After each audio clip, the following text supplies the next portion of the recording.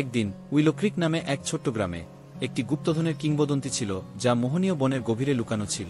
এই কিংবদন্তি প্রজন্মের পর প্রজন্ম ধরে চলে আসছিল এবং অনেকেই এই ধন খুঁজে পেতে চেয়েছিল, কিন্তু কেউই সফল হয়নি। একটি রৌদ্রোজ্জ্বল বিকেলে 3 বন্ধু লিলি, ম্যাক্স এবং এমা ঠিক করল এবার তারা রহস্য উন্মোচন করবে।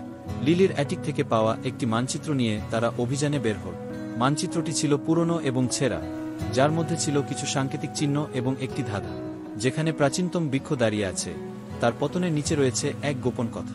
যেখানে ছায়াগুলি মিলিত হয়, সেখানে মাটির নিচে লুকানো আছে গুপ্তধন। উত্তেজিত ও কিছুটা নার্ভাস হয়ে শিশুরা বনে প্রবেশ করল। তারা ঘন্টার পর ঘন্টা হাঁটল, মানচিত্রের নির্দেশনা অনুসরণ করে। অবশেষে তারা বনের প্রাচীনতম বৃক্ষটির কাছে পৌঁছল, একটি বিশাল ওক গাছ যার শাখাগুলি আকাশ ছুঁয়েছে।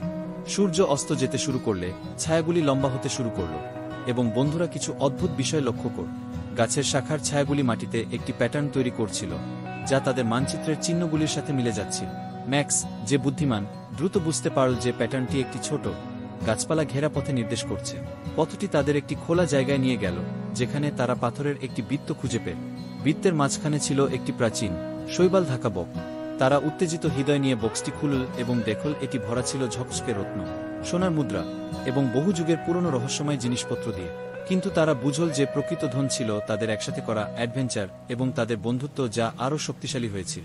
তারা ঠিক করল বক্সে বেশিরভাগ ধন রেখে দেবে, শুধু কিছু মুদ্রা এবং রত্ন নিয়ে যাবে তাদের অসাধারণ যাত্রার স্মৃতির জন্য। তারা বক্সটি আবার শৈবাল এবং পাথর দিয়ে ঢেকে দিল, ভবিষ্যৎ প্রজন্মের জন্য রহস্য সংরক্ষণ করে। সেই দিন থেকে লিলি, ম্যাক্স এবং এমা উইলো ক্রিকের কিংবদন্তির অভিভাবক হয়ে গেল, নিশ্চিত করল যে ধন খোঁজার জাদু চিরকাল বেঁচে থাকবে। এবং তাই মোহনীয় বনের গভীরে লুকানো ধনের গল্পটি বলা হতে থাকল, নতুন প্রজন্মের তরুণ অভিযাত্রীদের উৎসাহিত করে উইলো ক্রিকের হৃদয়ে লুকানো রহস্যগুলি খুঁজে বের করত।